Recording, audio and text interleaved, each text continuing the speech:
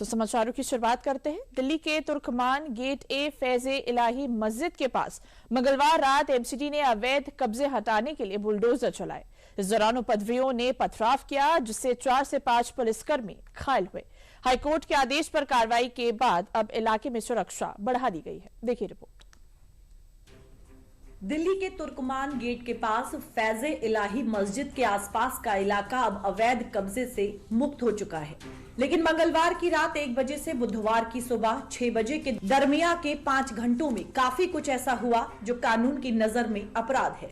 मंगलवार की रात करीब 1 बजे जब एमसीडी की टीम अवैध कब्जा हटाने पहुंची तो उपद्रवियों की भीड़ ने पथराव किया।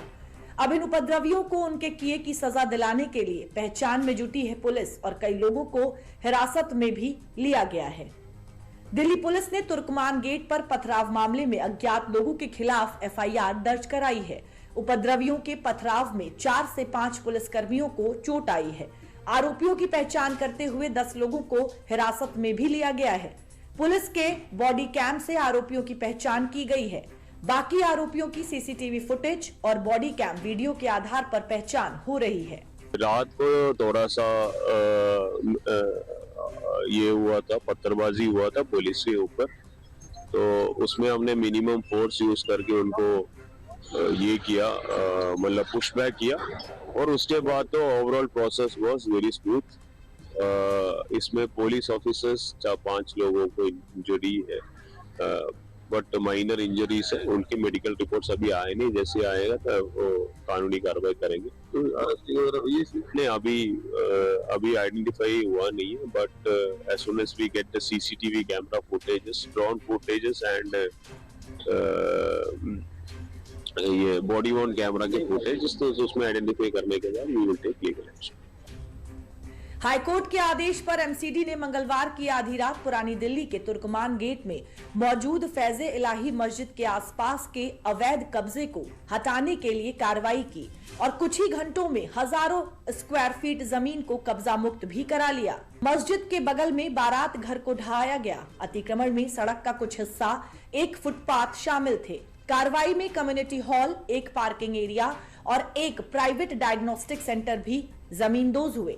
फैज़े इलाही मस्जिद के पास रैपिड एक्शन फोर्स की तैनाती की गई है। देखिए, ये मामला काफी समय से माननीय हाई कोर्ट में चल रहा था और माननीय हाई कोर्ट के आदेश के बाद इस पर कार्रवाई की गई है, और ये लगभग जो हमने कार्रवाई की 36,400 के ऊपर स्क्वायर फीट का जो एरिया था, जो अतिक्रमण था, उसके ऊपर कार्रवाई की गई है हमने।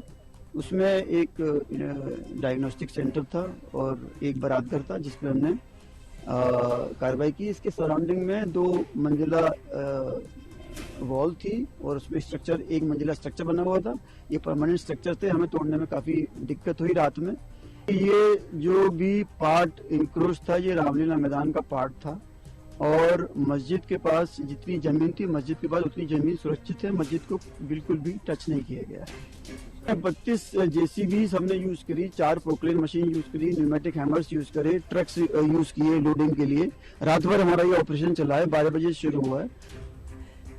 इस पूरी बुलडोजर कार्रवाई पर आरोप प्रत्यारोप का दौर भी चल रहा है। एक पक्ष का कहना है कि मामला कोर्ट में था, फिर भी बुलडोजर चलाए गए।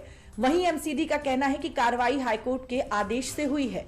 अब समझिए इस पूरे मामले में कानूनी पेच क्या है। 12 नवंबर 2025 को हाईकोर्ट ने सिविक बॉडी और पीडब्ल्यूडी को तुर्कमान गेट के पास रामलीला मैदान में 38,940 वर्ग फुट के अतिक्रमण को हटाने के लिए 3 महीने का समय दिया था। हाईकोर्ट ने यह आदेश सेव इंडिया फाउंडेशन द्वारा दायर एक याचिका पर सुनवाई करते हुए पारित किया था। अक्टूबर 2025 में अधिकारियों द्वारा एक संयुक्त सर्वे किया गया था, जिसमें यह दर्ज किया गया था कि जमीन पर अतिक्रमण था, जिसका कुछ हिस्सा एमसीडी, पीडब्ल्यूडी और एलएनडीओ सहित अधिकारियों का था। नोटिस के बाद एमसीडी के अधिकारी 4 जनवरी को अतिक्रमण वाले इलाके को चिन्हित करने के लिए साइट पर गए, लेकिन उन्हें स्थानीय लोगों के विरोध का सामना करना पड़ा, जिसके कारण पुलिस की तैनाती बढ़ानी पड़ी। एमसीडी के आदेश को रद्द करने के लिए मस्जिद सैयद इलाही मैनेजमेंट कमेटी ने याचिका दायर की। मस्जिद मैनेजमेंट कमेटी ने कहा कि यह जमीन वक्फ की है और वो वक्फ बोर्ड को लीज का किराया दे रही है। 6 जनवरी को ही दिल्ली हाईकोर्ट ने मस्जिद और कब्रिस्तान से सटी जमीन से अतिक्रमण हटाने के आदेश को चुनौती देने वाली याचिका पर नोटिस जारी किया। कोर्ट ने इस मामले में एमसीडी, शहरी विकास मंत्रालय, दिल्ली विकास प्राधिकरण, दिल्ली वक्फ बोर्ड समेत अन्य विभागों से जवाब मांगा। कोर्ट ने पक्षों को 4 हफ्ते में जवाब दाखिल करने का निर्देश दिया। अगली सुनवाई 22 अप्रैल को होगी।